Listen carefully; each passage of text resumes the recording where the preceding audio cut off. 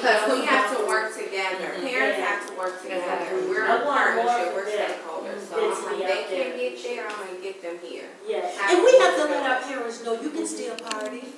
You can still party. You can still go to the club. But spend some time with your kids. You can feel good when you're at the club. I spent 2 hours with Janie. I'm going to get my party on. But Janie, you feel so much better for it. Yes. I wanted Every to day do they something dance, they enjoy it. for the boys. I had went out, I had just been motivated to just teach them some type of skill, you know, and to earn their money well, not to be on the block selling drugs, you know. So I went out and I purchased a lawnmower and a hedger and some more things. I said, God, what do you want me to do? You know, because I was getting ready to move because my son was a victim of a shooting, you know, and he was damaged, you know, fractured his femur bone.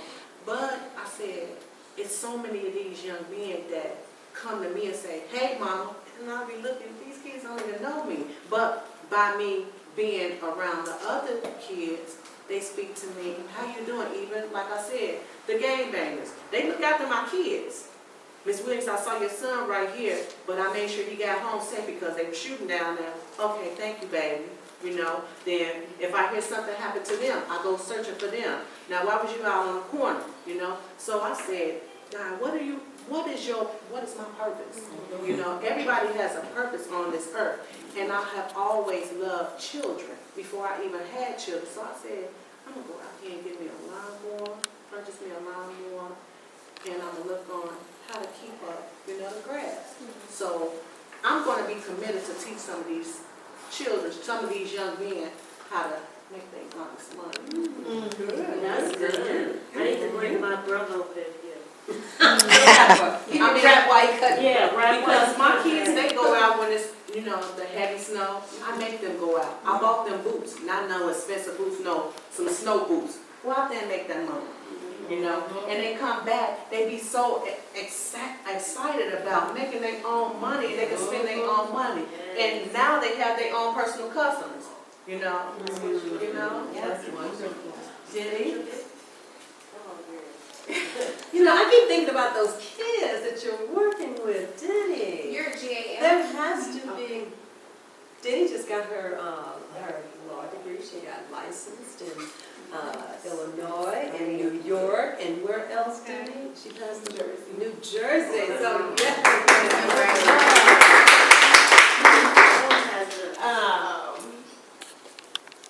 So I'm sorry that I have to run because I still have more work to do. But for me personally, I had a little bit more time when I was in law school. I want to be more of a physical presence in Global Girls because I started in 2012, since I was going to school in 2009, so 2012 and I'm still here. So definitely trying to balance work every time. So for me, I loved coming here, you know, Saturday mornings and the Global Girl Pledge and just having everybody just talk about the days. Sometimes we just need that. Sometimes you just need a band. Sometimes, you know, because you never know. Something I always remind myself. You want to see like me. People are like, why is Chris so mean? And I always have to remind myself, you never know what someone's going through. So to kind of see that just made me feel like it's just something that I feel like everybody needs because you just never know. And even before I had this job now, I was working at this place called the Domestic Violence Legal Clinic. And so it's when people who go into the orders of protection against people. And so the clinic, they choose who they represent so they interview them. And some of the stories, like people just, someone said earlier, you never know what someone went through that day before. You never know what someone went through that morning. So definitely not so much in my work time, but more so like the person's so I'm gonna run to this. thank you so much for coming. Denny, did you make sure you sign this lineage? And John? Well, this is something I decided when I was doing the volunteer work with the vets, and it kind of cements it here too. If you're going to be working with anybody, that's sort of open to including other people. I was kind of in charge of fundraising, and when you're doing fundraising, you're always asking people for money. But what really matters is not getting the money so much. Many times it's just getting the people people, and getting them to do something. I think Jim Rohn says it's like herding cats, you know. But once it comes together, it's worthwhile, you know. It's fulfilled. Here's the thing about that, is you never know what kind of person or what they're going to have. We had this one lady come in, and she was from the University of Chicago. And she came in, and she was doing data entry. It's like, once you find out what she can do, you know, why is she doing data entry, you know? But she was an assistant pastor at a Presbyterian church on Michigan 18th Street. You know? It's like, you never know. So it's kind of, maybe that's part of fundraising, is finding the right people. It's not always about the money. It's about what can bring in value to a community. Right, so that's what you're committed to. I think that's what I'm trying to do, is find people of a good caliber and see what they're doing. And again, try to find out what they're good at. It's like when my son, like a lot of people say, okay, I take and I put them into music. Okay, but you know, they wanted to play piano and you told them you wanted to play the guitar. Or they wanted to play the drums and you said, well, it's kind of noisy. You play piano, it's a little quieter. But you know, you got to look at what they want. Right. And then work with that. Exactly. Chris, don't try to get out here. Okay, but before you go, what are your commitments?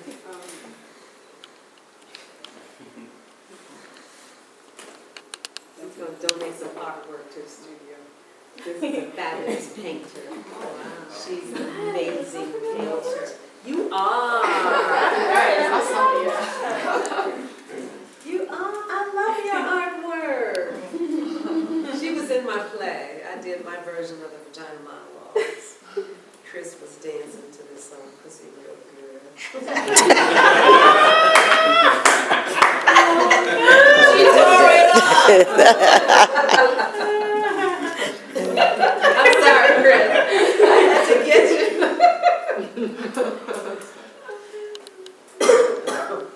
You were some more birthdays. Oh, Yeah. Oh, Okay. Thank you for coming and thank you for all your help. Thank you. Cleveland. This is really place on my heart. Seeing all the stuff going on in Baltimore and stuff going on in the city, you know, it's a lot of pent-up frustration and, you know, all that stuff in our communities. But there's a need for people within my age group to step in the gap as far as activism and get people excited. And I think the media piece is something tied to that too, you know, because a lot of these people getting stories from, you know, on the ground, people, you know, videos and, you know, social media and stuff like that. So people are taking their own stories in their own hands, and I definitely want, you know, assist, you know, probably doing that. So I'm committing myself to being more of an activist. You know, I have all this knowledge of going and studying African American people, but it's time for a practical application of that. And also, you know, research. So I know I'm committing myself to being more of an activist instead of just kind of discussing the theory and talking about the people. But there has to be, you know, stuff, actual, you know, stuff you do. So that's what I'm doing. Stephanie, oh, you said what you were. And Julie, I know what you. Oh, you want me well, my commitment this year is really to market the website a little bit more to the residents, meaning that I'm connected with the organizations pretty well, so it's like preaching to the choir.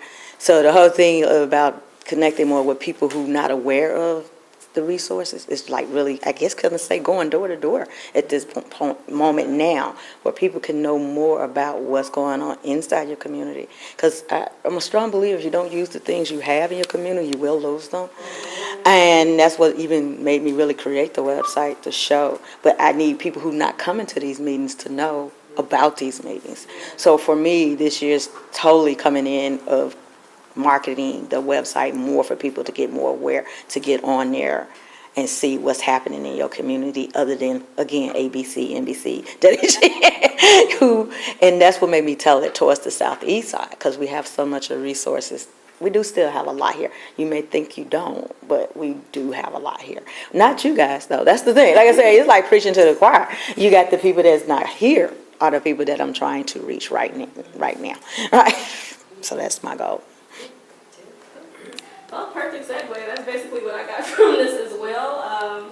you know, Global Girls is my job, well, and I grew up in it, but I treat it somewhat like a job, and I don't give the same energy and the same positivity to my own neighborhood. Like, I grew up in South Shore, but between Jeffrey and Yates, and I'm used to seeing so many, you know, it wasn't that bad over there.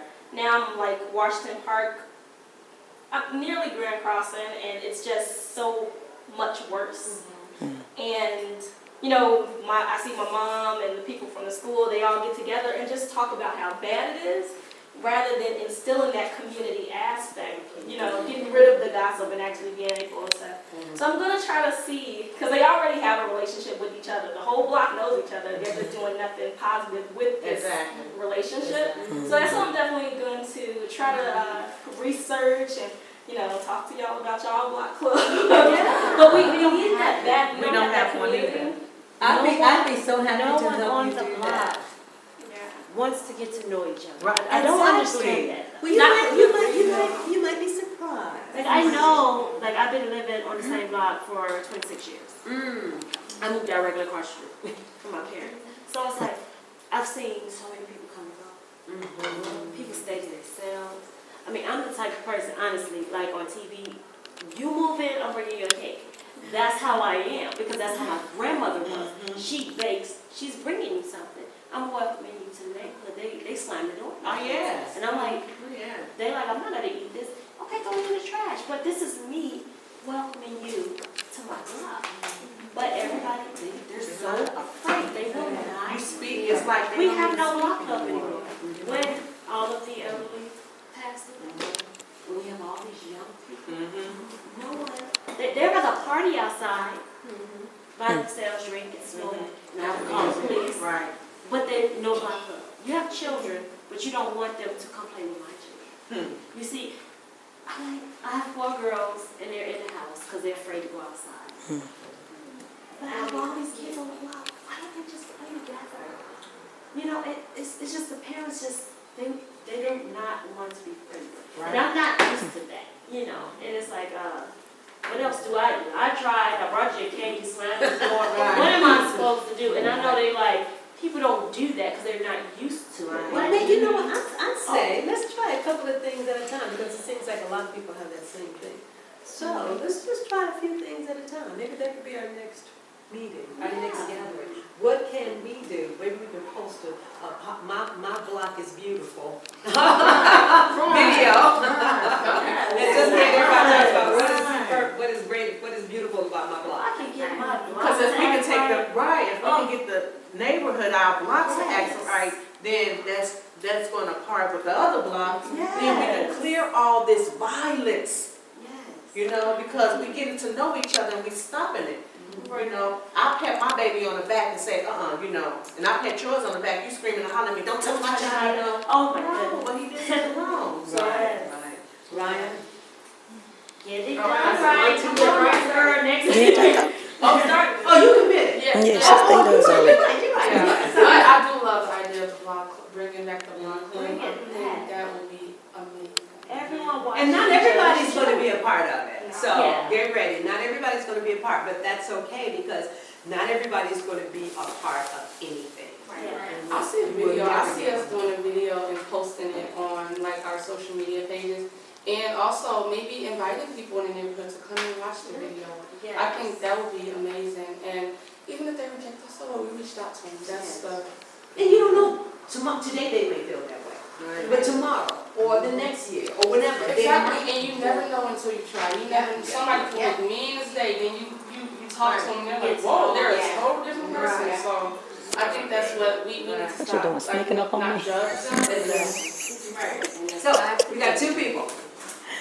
Did you already say what you were going to do here? Okay.